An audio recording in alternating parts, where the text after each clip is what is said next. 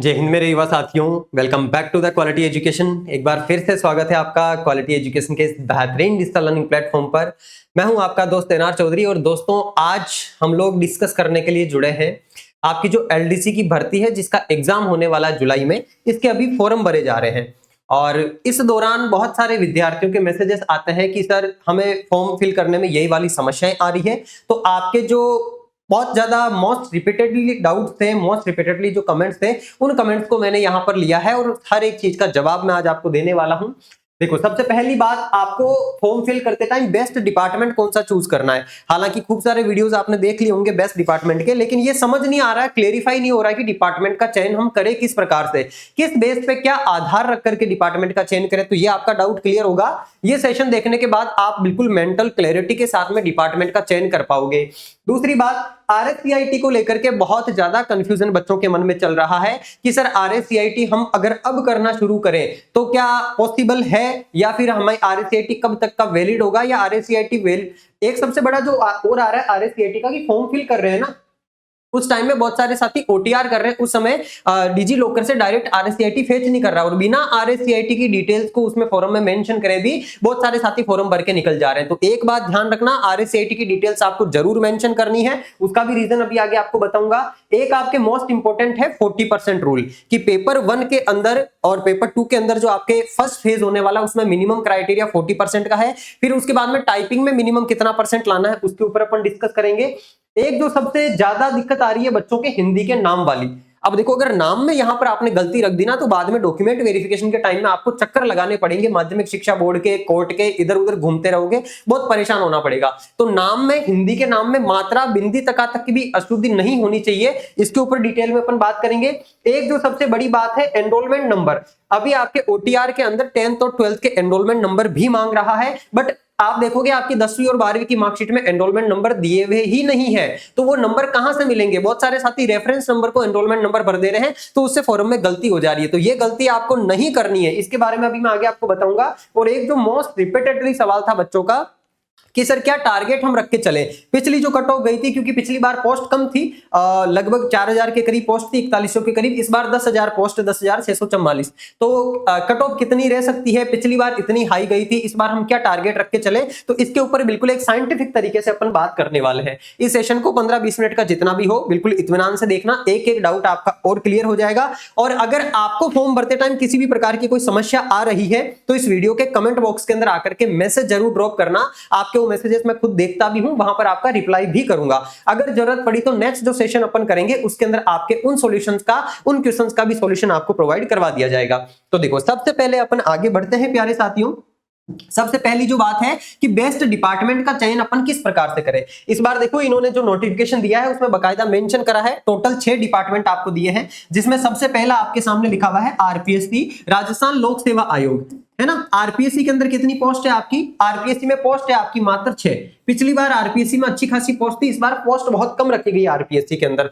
तो आरपीएससी देखो है कहां पर, आपको पता है? आरपीएससी है आपकी अजमेर के अंदर, राजस्थान लोक सेवा आयोग अजमेर के अंदर है। और आरपीएससी के अंदर उन्हीं विद्यार्थियों को फर्स्ट प्रेफरेंस मिलेगी जिनके बहुत अच्छे मार्क्स होंगे, क्योंकि पोस्ट बहुत कम है। तो जो टॉप 6 कैंडिडेट है, अगर उन्होंने आरपीएससी को अपनी फर्स्ट प्रेफरेंस में भरा है तो उनको ये पोस्ट मिलेगी। और कौन से साथी आरपीएससी को फर्स्ट प्रेफरेंस भरते हैं या ज्यादातर क्यों भरते हैं? क्योंकि आरपीएससी के अंदर एक तो प्रमोशन बहुत अच्छे होते हैं, एक वहां पर लाइजनिंग बहुत अच्छी होती है।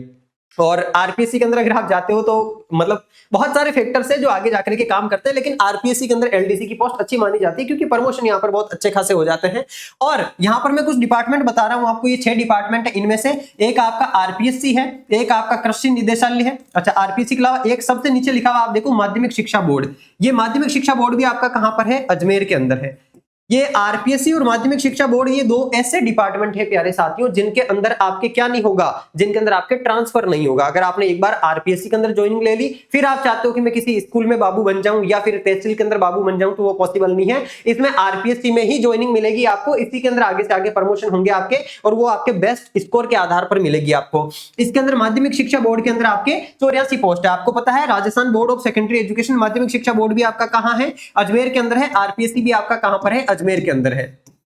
तो भी डिपार्टमेंट का चयन किस प्रकार से आपको करना है, क्या बेस बना करके करना, उसके ऊपर अपन बात करेंगे। उससे पहले ये जान लो, आपके कृषि विपणन निदेशालय और राजस्थान कृषि विपणन और राजस्थान प्रदूषण नियंत्रण बोर्ड, ये जो बोर्ड है ना साथियों, ये मैक्सिमम इनके हेडक्वार्टर कहां पर होते हैं, जयपुर के अंदर, है ना। और इसके अंदर आप देखोगे 581, 98 और 46 पोस्ट है, और टीएसपी एरिया के अंदर 19 और 4 पोस्ट इसके अंदर है। तो ये वाला जो है पर्टिकुलर जयपुर के अंदर इनका हेडक्वार्टर होता है। इनमें से कुछ बोर्ड के जो मुख्यालय होते हैं वो जयपुर के आसपास के एरिया के अंदर भी हो सकते हैं। तो जहां पर इनका हेडक्वार्टर होगा वहीं पर आपको ज्वाइनिंग मिलेगी। तो मैंने आपको जो बताया है, एक आपका आरपीएससी और 3 ये वाले और एक ये वाला डिपार्टमेंट माध्यमिक शिक्षा बोर्ड, इनके अंदर आपका क्या नहीं होता है, ट्रांसफर नहीं होता है, ये बात ध्यान रखोगे। इनमें अगर आपने एक बार ज्वाइनिंग ले ली तो आपको वहीं पर रखा जाएगा, वहां से फिर आप बाहर नहीं जा सकते। तो जो साथी ये चाहते हैं कि हमें हमारा होम डिस्ट्रिक्ट मिल जाए, हमें स्कूल के अंदर बाबू की नौकरी मिल जाए, या तहसील के अंदर हमें जो है एलडीसी बनने का मौका मिल जाए, तब आपको कौन सा डिपार्टमेंट चयन करना है, प्रशासनिक सुधार विभाग चयन करना है। और ये राज्य के अधीनस्थ जो विभाग है, यानी कि राजस्थान सरकार के अधीन आता है ये वाला डिपार्टमेंट। जो भी आपके चाहे तहसील हो, चाहे स्कूल हो, या और आपके आसपास कोई बोर्ड है, वहां पर आपको बाबू की नौकरी करनी है। आपकी मनपसंद जगह के ऊपर अगर आपको जॉब करनी है, अपने होम डिस्ट्रिक्ट के अंदर अगर आपको जॉब करनी है, तो आपको ये वाला डिपार्टमेंट भरना है। और सबसे ज्यादा पोस्ट भी इसी के अंदर है, 8,827 आपके नॉन टीएसपी में है, और टीएसपी के अंदर 979 यानी कि 989 पोस्ट आपकी टीएसपी एरिया के अंदर है। तो ये वाला जो डिपार्टमेंट है ना साथियों, इसमें ट्रांसफर भी आपके पॉसिबल है ना। एक जगह से दूसरी जगह अगर आपको ट्रांसफर भी करवाना हो तो भी आप करवा सकते हैं। बाकी अगर आपको आरपीएससी के अंदर मिल गया या फिर माध्यमिक शिक्षा बोर्ड में मिल गया, तो ये श्योर है आपको अजमेर में ही जॉब करनी है, क्योंकि इन दोनों के हेडक्वार्टर कहां पर है, अजमेर के अंदर ही है। और इन तीनों डिपार्टमेंट के अंदर 99% केसेस के अंदर आपको जयपुर डिस्ट्रिक्ट के अंदर ही जॉब करनी है। हालांकि पिछली बार सचिवालय के अंदर अच्छी खासी पोस्ट आई थी, सेक्रेटरिएट के अंदर, इस बार सेक्रेटरिएट के अंदर एक भी पोस्ट नहीं दी है, क्योंकि वहां पर पोस्ट खाली नहीं थी, ऑलरेडी फिलअप है। तो ये जो 3 डिपार्टमेंट अगर आप चेंज करते हो तो आपको जयपुर में ही जॉब करनी है। अब आप में से बहुत सारे साथी ऐसे होंगे कि सर हमें तो चाहे कुछ भी हो जाए, नौकरी हमारे होम डिस्ट्रिक्ट में करनी है। अगर होम डिस्ट्रिक्ट में नौकरी करनी है तो इन 5 में से तो किसी को भी मत चुनना, पहली प्रेफरेंस प्रशासनिक सुधार विभाग को ही चुननी है आपको। अगर होम डिस्ट्रिक्ट आपकी जॉब प्रायोरिटी, तो बेस क्या होना चाहिए, बेस ये होना चाहिए, आप ये देखो कि आपको प्रमोशन अच्छा चाहिए, पैसा अच्छा चाहिए, अजमेर जयपुर जैसी सिटी में रह करके अगर जॉब करनी है तो आप आरपीएससी और माध्यमिक शिक्षा बोर्ड इनमें से चयन कर सकते हो। और मेरे विचार से जो साथी चयन करते हैं, सबसे पहली प्रेफरेंस वो लोग भरते हैं आरपीएससी को, दूसरी प्रेफरेंस भरते हैं वो माध्यमिक शिक्षा बोर्ड को, और उसके बाद में जो जयपुर और जयपुर के आसपास के विद्यार्थी वो इनमें से कुछ भर सकते हैं। जिनको कृषि मंडी के अंदर आपके जो है या फिर प्रदूषण नियंत्रण बोर्ड के अंदर जॉब करनी है, वो ये वाला प्रेफरेंस भर सकते हैं। और जिनको होम डिस्ट्रिक्ट चाहिए कि नहीं सर हमें तो हमारा ही जिला चाहिए, हमारे ही गांव के आसपास की तहसील में या स्कूल में हमको बाबू बनना है, तो उनको ये वाला प्रशासनिक सुधार विभाग ही चयन करना है। आई होप ये वाला डाउट आप लोगों का क्लियर हो गया होगा कि इनमें से कौन सा विभाग हम किस बेस पर चुने। ठीक है, चलो आगे बढ़ते हैं। नेक्स्ट अपने आरएससीआईटी को लेकर के जो सबसे बड़ा कॉमन क्वेश्चन था आपका कि सर आरएससीआईटी कब तक का लागू होगा। तो ध्यान रखो, आपके सबसे पहले एलडीसी के अंदर आपको पता है रिटर्न एग्जाम होना है। रिटर्न एग्जाम के बाद में जो साथी रिटर्न एग्जाम में पास होंगे उसके 3 गुना विद्यार्थियों को, जैसे आपकी इसमें 10,644 पोस्ट है ना, तो लगभग मान के चलो आप 30,000 समथिंग कुछ विद्यार्थियों को बुलाया जाएगा, किसके लिए, टाइपिंग के लिए। और जब आप टाइपिंग में जा रहे हो टाइपिंग का एग्जाम देने, तो आपका टाइपिंग का एग्जाम होने तक आपके पास आरएससीआईटी का रिजल्ट हाथ में होना चाहिए। तो जो साथी अभी भी आरएससीआईटी ज्वाइन करेंगे ना, उनके आरएससीआईटी का ज्यादा प्रोसेस लंबा नहीं होता है, 6 महीने के अंदर आपका पूरा कोर्स कंप्लीट हो जाता है। आप मान के चलो जुलाई तक आपके आरएससीआईटी का एग्जाम हो जाएगा, 2 महीने में रिजल्ट आ जाता है। यानी कि अगर अभी से भी आप आरएससीआईटी करना शुरू करते हो, ज्वाइन करते हो ना आरएससीआईटी का बेस, तो भी इसके टाइपिंग का एग्जाम होने से पहले पहले आपके आरएससीआईटी का रिजल्ट आ जाएगा। और अभी आप लगा करके एपीरियन के आधार पर फॉर्म भर सकते हो। अभी आपके पास आरएससीआईटी की मार्कशीट है नहीं, तो आप एपीरियन के बेस पे भर सकते हो। इसमें साफ साफ लिखा हुआ है कि इस भर्ती हेतु जो शैक्षणिक योग्यता है, इसके अंतिम वर्ष में सम्मिलित होने वाले विद्यार्थी, अब आरएससीआईटी तो अंतिम वर्ष ही होता है, 6 महीने का ही होता है आपके, वो इसमें वो आवेदन कर सकेंगे जो निर्धारित शैक्षणिक योग्यता इस भर्ती की द्वितीय फेज यानी कि टंकण परीक्षा की प्रारंभिक तिथि तक। जैसे मान लो आपकी टाइपिंग 20 दिन चलनी है, 20 दिन चलनी है, लेकिन टाइपिंग मान लो शुरू हो गई आपकी 9 नवंबर से, तो 9 नवंबर से पहले पहले आपके आरएससीआईटी का रिजल्ट आ जाना चाहिए। ये कॉमन चीज आपको ध्यान रखनी। तो अभी से भी आप आरएससीआईटी के लिए अप्लाई करते हो तो हो जाएगा। और ये गलती मत करना, जिन भी साथियों ने शैक्षणिक योग्यता के अंदर ओटीआर के अंदर आरएससीआईटी चूज नहीं करा है, वापस फॉर्म एडिट कर लेना, एडिट का टाइम आए तब। आरएससीआईटी की डिटेल आपको फिलअप करना जरूरी है, क्योंकि ये RSCIT या फिर RSCIT के इक्विवेलेंट, जैसे आपने अगर कंप्यूटर साइंस में डिप्लोमा कर रखा है या फिर आपने बीटेक कर रखी है तो वो वाली चीजें इसके इक्विवेलेंट, जैसे कोपा का डिप्लोमा है इसके अंदर 6-7 इक्विवेलेंट इसके हैं, अगर RSCIT नहीं है तो भी वो आप नोटिफिकेशन के अंदर अच्छे से देख सकते हो। यहां पर अपन बेसिकली RSCIT वाला सवाल ले रहे हैं। तो जिन साथियों के पास और कुछ नहीं है उनको RSCIT अभी से करना शुरू कर देना। बाकी इसकी डिटेल्स फॉर्म फिल करते टाइम आपको जरूर भरनी है, अगर डिटेल्स आपने नहीं भरी तो आपको आगे जाकर के इसमें दिक्कत आने वाली है। अगला जो कॉमन क्वेश्चन था कि सर नेम इसके अंदर हिंदी में हम भर रहे हैं, तो आप देखोगे इसमें हिंदी में नाम भरते समय, जैसे मान लो किसी का नाम भूपेंद्र है, अब भूपेंद्र जो नाम है ना वो इस प्रकार से भी लिखा जाता है, यहां पर आधा ने भी आता है और भूपेंद्र के अंदर यहां पर ऊपर बिंदी भी आती है, दोनों ही नाम सही है। अब कौन से नाम को सही माने साहब, हम उसमें भूपेंद्र लिख रहे हैं, दोनों ही आ रहे हैं, ध्यान रखना ये गलती मत करना। आपका नाम जब लिख रहे हो आप, तो आपका नाम आपको कैसा लिखना है, आपके नाम में एज इट इज जैसा आपके खुद के आधार कार्ड में नाम है ना, आपके स्वयं के आधार कार्ड में जैसा आपका नाम है हिंदी में, आपका नाम बिल्कुल वैसा ही आना चाहिए। और आपके पिताजी का नाम हिंदी में कैसा आना चाहिए, क्योंकि देखो नाम में अगर एक लेटर की भी मिस्टेक हो गई ना आपके, तो भी आपका फॉर्म जो है आगे जाकर के डॉक्यूमेंट वेरिफिकेशन के टाइम आपको दिक्कत आएगी, फिर बहुत सारे एफिडेविट आपको बनवाने पड़ेंगे। तो वो समस्या आपको ना आए इसलिए फॉर्म भरते टाइम ही आपको सावधानी रखनी है कि हिंदी में जो नाम आपका आता है, आपका खुद का, पापा का, मम्मी का, तीनों की ऑथेंटिफिकेशन आपको ध्यान रखनी है। आपका नाम आपके आधार कार्ड से मैच होना चाहिए, आपके पिताजी का जो नाम है ना वो भी आपके आधार कार्ड से मैच होना चाहिए कि आपके आधार कार्ड में आपके पिताजी का नाम किस प्रकार का लिखा हुआ है। मान लो जैसे मैं कहूं सुरेंद्र नाम लिखा, अगर आपके पिताजी का नाम सुरेंद्र है तो सुरेंद्र एक ये वाला नाम भी सही है और सुरेंद्र नाम दूसरा ये वाला भी सही है जिसके अंदर ऊपर बिंदी आती है ना। या फिर कई सारे साथियों के नाम और भी होते हैं, तो उन नामों के अंदर जैसे आप चौधरी लिखते हो, है ना, चौधरी लिखते हो तो ये चौधरी इस प्रकार का चौधरी है, कहीं पर चौधरी इस प्रकार से भी लिखोगे आप, तो आपके आधार कार्ड के अंदर नाम के अंदर एग्जैक्ट नाम क्या लिखा हुआ वो का वो नाम आपका हिंदी के अंदर फॉर्म भरते टाइम में आना चाहिए। और आपका और आपके पिताजी का नाम तो आपके आधार कार्ड से मैच हो जाएगा, लेकिन आप देखोगे मम्मी का नाम अपने आधार कार्ड में नहीं होता है, तो मम्मी का नाम कहां से देखे सर कि हिंदी में कौन सा सही होगा, तो मम्मी का नाम जो आपके परिवार का जन आधार कार्ड है उसमें जिस प्रकार से हिंदी में नाम है वैसा नाम आपके फॉर्म में भरते टाइम आपको फिलअप करना है। और एक सबसे बड़ी इंपॉर्टेंट बात, आपके 10th की मार्कशीट और 12th की मार्कशीट के अंदर एनरोलमेंट नंबर नहीं दिए हुए हैं। यहां पर आप देखोगे ओटीआर करते टाइम आपको एनरोलमेंट फिल करने होते हैं रोल नंबर के अलावा। बहुत सारे साथी क्या कर रहे हैं, या तो ऊपर यहां क्रमांक लिखा हुआ है जो, या फिर रेफरेंस संख्या लिखी हुई होती है उसको एनरोलमेंट नंबर के अंदर जाकर के फिलअप कर रहे हैं, ये गलती कर रहे हो आप।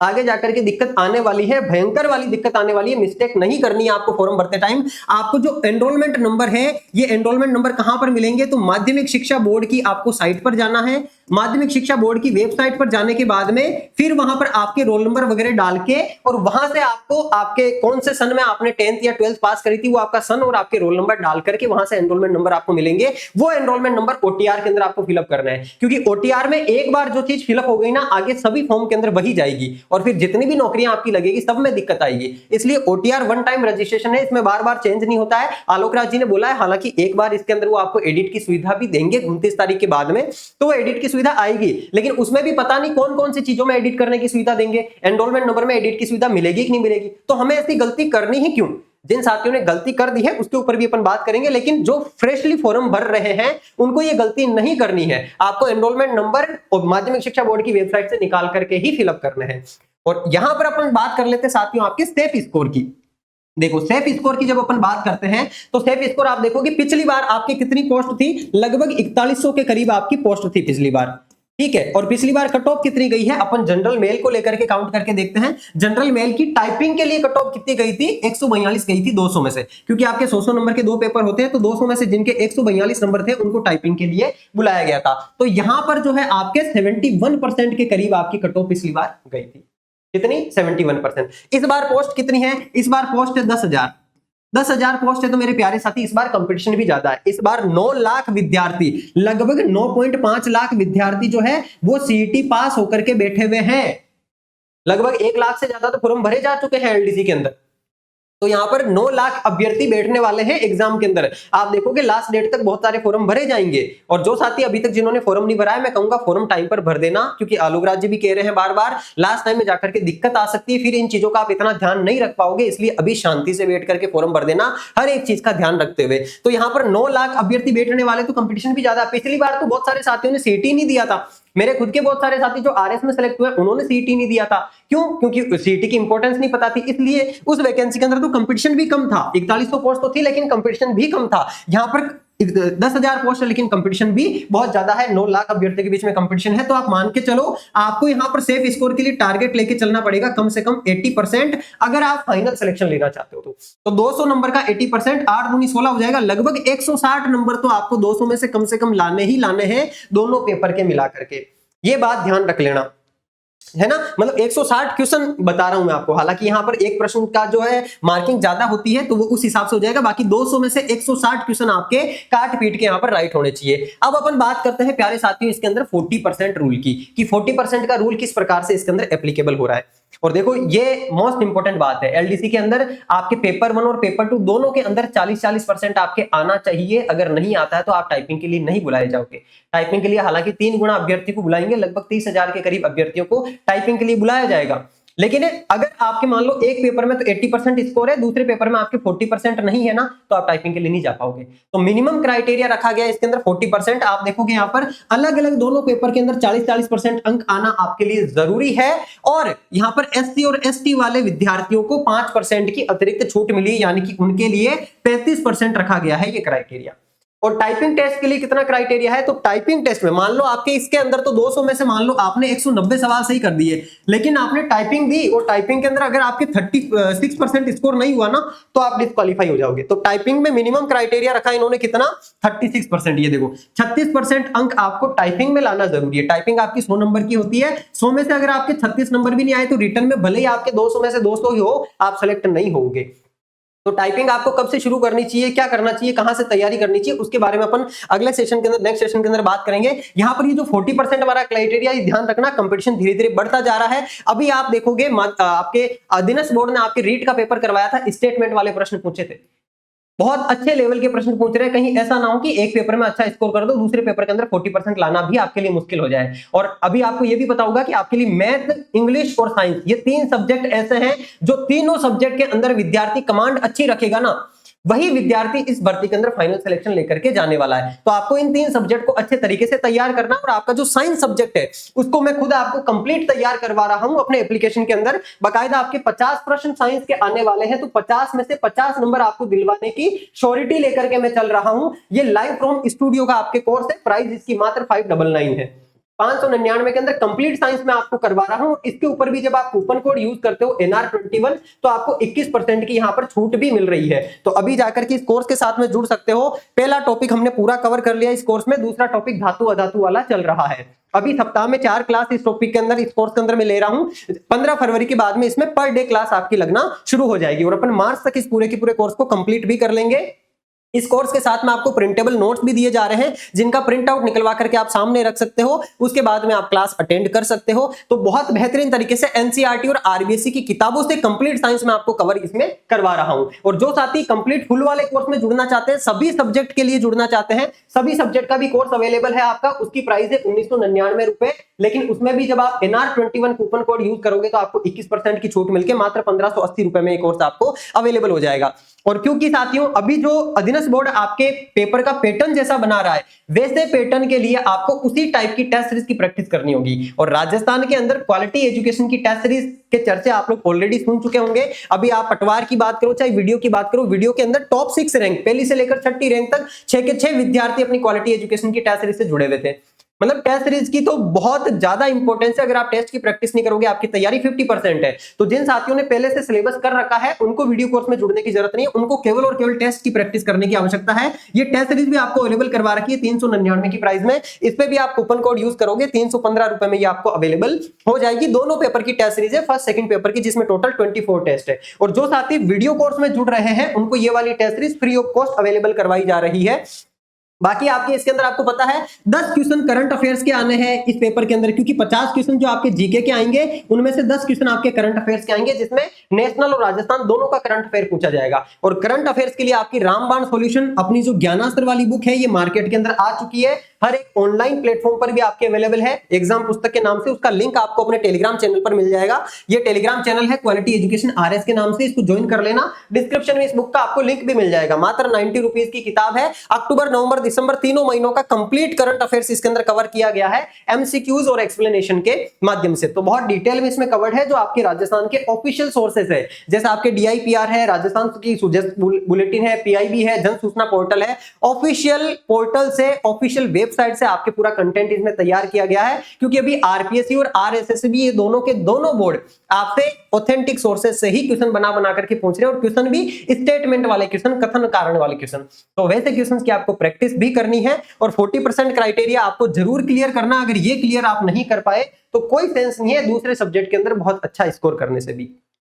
आई होप मैंने आप लोगों के सारे जो क्वेश्चंस है वो क्वेश्चंस कवर कर लिए हैं। फिर भी आपको किसी भी तरह की क्वेरी हो, ये वाला नंबर है, इस पे व्हाट्सअप कर सकते हैं, कॉल कर सकते हैं सुबह 10 से लेकर के 5 के बीच में। बाकी इस वीडियो के नीचे कमेंट बॉक्स में, डिस्क्रिप्शन में या फिर कमेंट बॉक्स के अंदर आप जाकर के कमेंट कर सकते हैं। आपके जो भी सवाल हो, आपके हर एक सवाल का जवाब आपको दिया जाएगा। और तैयारी को बिल्कुल बेहतरीन तरीके से आपको करना है। अगर तैयारी में किसी भी प्रकार की आपको दिक्कत आ रही हो, चाहे किसी मेंटल ट्रॉमा से आप जूझ रहे हो, चाहे कोई और फाइनेंशियल दिक्कत आपको आ रही हो, आप कमेंट बॉक्स में आकर के जरूर लिखें। मैं जितने ज्यादा साथियों तक पहुंच पाऊंगा, जितने ज्यादा विद्यार्थियों की सहायता कर पाऊंगा, मैं अपनी तरफ से पूरा प्रयास करूंगा। ठीक है दोस्तों, तो मिलते हैं अपन अब नेक्स्ट सेशन के अंदर। तब तक के लिए आप सभी लोग अपना ध्यान रखिएगा, स्वस्थ रहिएगा, मस्त रहिएगा और पढ़ते रहिएगा। धन्यवाद।